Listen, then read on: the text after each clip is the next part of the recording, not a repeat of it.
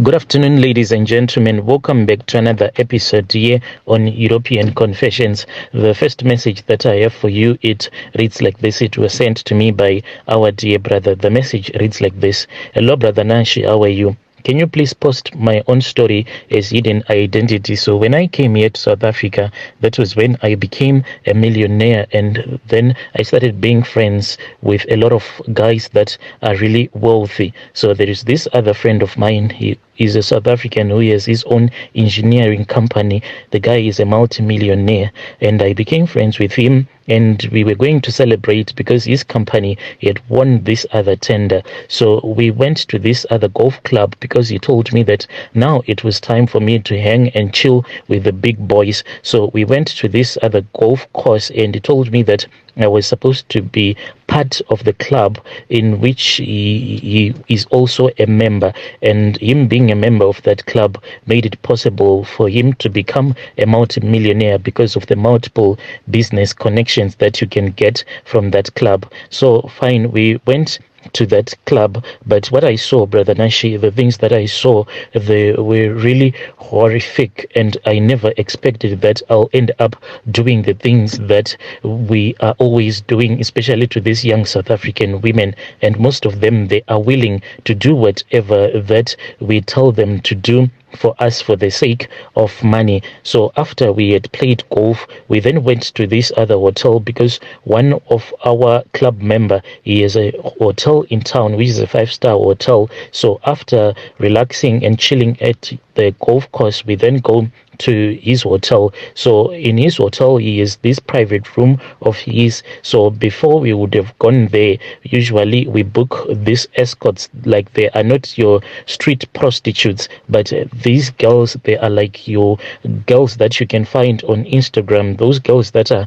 really pretty as well as smart. They are always tested for your STIs as well as for HIV. So when you are sleeping with that type of a girl, you know that you are safe. So when we went there the first day, I thought that it was a gentleman's thing. And when we got into the room and I saw that there were a lot of girls that were in there, I was then told to select the one that I wanted. So I chose one beautiful South African young woman. She came and she knelt down in front of me, and she was showing me that she was going to submit to me. Anything that I was going to command her to do, she was going to do it for me. So when I looked at my other club members, especially the chairman, I saw that his manhood was being sucked by his own escort, the one that he wanted to sleep with, as well as my engineer friend. And I was also given that same instruction. So I let that lady to strip me naked, and she started to suck my manhood.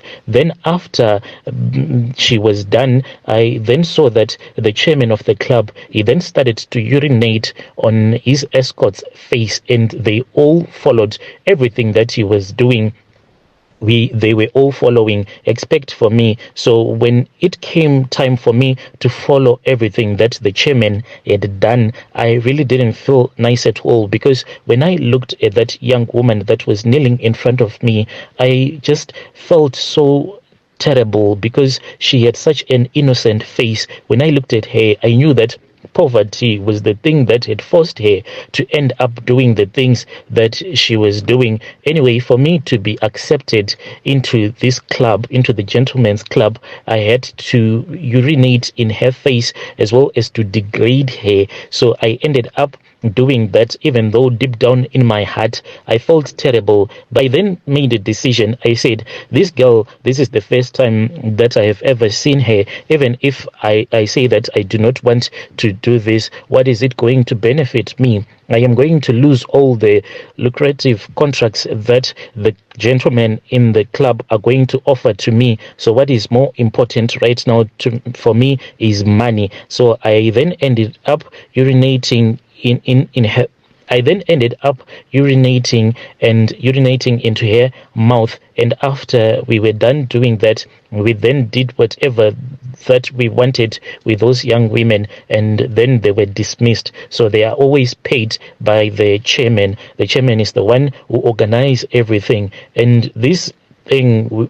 We have been doing it like each and every time when we go out, just to have a nice time, because most of the gentlemen that are in this gentlemen's club, they love to go out to play golf, and after we would have finished playing our golf, then we go straight to the other gentleman's hotel. And when we go there, it is like we do not go into separate rooms, but we will all be in the same room, and we'll be having like our OG in there, and each and everyone will try to make sure that they degrade the girl that they will be having at that time. It is like the rule that was set by the chairman.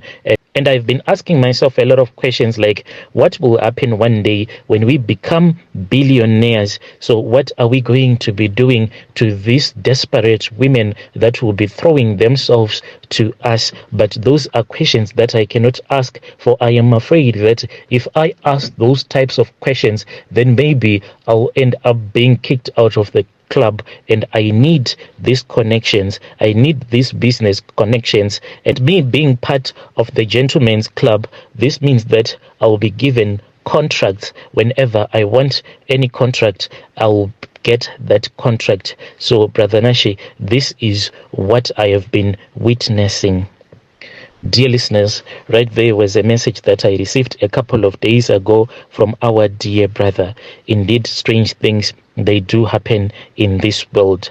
Please let us talk with our brother in the comment section. So after I had posted this story, there was this other young sister, our dear sister, who came to my inbox, and she sent me her own story. She said, I heard that brother was saying that he urinated on the face of this young South African woman. That same thing, it happened to me, but I think that in my own case, it was worse. So, Brother Nashi, I am from Zim. When I came here to South Africa the first time, I did not have a passport. Unfortunately, I then got deported and I returned back home. Then I had to start all over again. This time around, I said, let me try to apply for a passport. So I then applied for a passport and I came back legally to South Africa. Then I started to work. Now that I had a passport, I had the courage to go around. I was no longer scared of the police. So I started to walk around the suburbs trying to find a job until I went to this other rich people's until I went to this other neighborhood, which I saw that a lot of people that were staying there, they were really rich. Then there was this other guy. So this guy, he was a nurse. I just don't want to mention the name of that private clinic that he used to work for. This man, he was also from Zim. So I started doing some piece jobs for him. This man, he was always drunk. Even when he would go to work, he was always drunk. And he used to assist like in the rooms where they would be operating. This guy, he used to work in there, but he was always drunk at all the times. And this man, when I was working for him, what he will do is that he will sometimes return back from work. Then he will start to touch me, even though I told him that I did not like the things that he was doing to me, because I knew that he had a wife. The wife was staying in Zim. So then there was a time that he told me that he had decided that he wanted to make me to become his personal girlfriend. So I agreed. I know that out there are people who will say that, well, you got what you deserved. But at that time, this man, when he was telling me that he wanted to make me his girlfriend, I looked at my situation and I looked at the location where I was staying. Like, things were really tough for me. I used to walk like from his house, returning back to the location, because the money that he was giving me, it was never enough. And I agreed and I said, it is fine, I am going to date you. So I dated this guy for about 4 months. Like the first month, everything was okay. But this man, he then started to manipulate me. Like the first time that he manipulated me, he told me that he wanted to come on top of me, like I was sleeping in his bed. He then came and he was like kneeling, and my face was between his legs, and he told me that I was supposed to give him a blowjob. So I did that, and he told me to move a little bit down. So I moved a little bit down such that I was facing his testicles. So he told me to put them into my mouth, and that was what I was doing. Then I started to smell something that was really funny. This guy, when I was busy doing that, he just did a little bit of poo, and that poo, it dropped on my chest, and he said that it was a mistake, but he kept on doing these things to me, and he kept on manipulating me and telling me that this is what turned him on. Like when he is really turned on, he end up doing a little bit of poo. I got so manipulated, and he was also giving me a lot of money, and he started to assist my own parents back home. Each and every time when I would tell him that I want to send some money to my parents, he will say, no, don't do it, I am going to do it for you. So by the time that I saw that everything that was happening, it was totally wrong, it was the time that I got sick, because this man, after he had like manipulated me, when he saw that I was more like a zombie now to him, he would kneel at the edge of the bed, and then he would tell me to come behind his back, and then he would open up his buttocks, and I'll start to lick like that area where the poo comes out. Yes, he did these things to me, and I agreed to do everything that he was asking me to do. Each and every time when I would do that, then he would give me some money. I ended up eating his poo, Brother Nashi, during intercourse. What he would do is that when he would be making love to me, then he would pull out and he would come to my face and kneel on top of my face, like my face in between his buttocks. Then he will say, open your mouth. Then he will drop a little bit of the poo into my mouth. And when these things were happening to me, I thought that it was just normal, but with time, I saw that this man, everything that he was telling me to do, it was quite demonic. Even though this guy, he used to go with me to the church where he goes to. But the day that I told him that I did not want to do this anymore, that was when he became so violent with me. He nearly beat me up, but he then said that he was sorry. And when he said that he was sorry, he had already showed me his true colors. He had revealed his true colors to me, and then I decided to walk away. I walked away, and he threatened me like throughout the whole year. He was threatening me when I broke up with him, until he stopped communicating with me. So I understand when that guy said that they are taking advantage of young South African women that are desperate for money. They do all of those things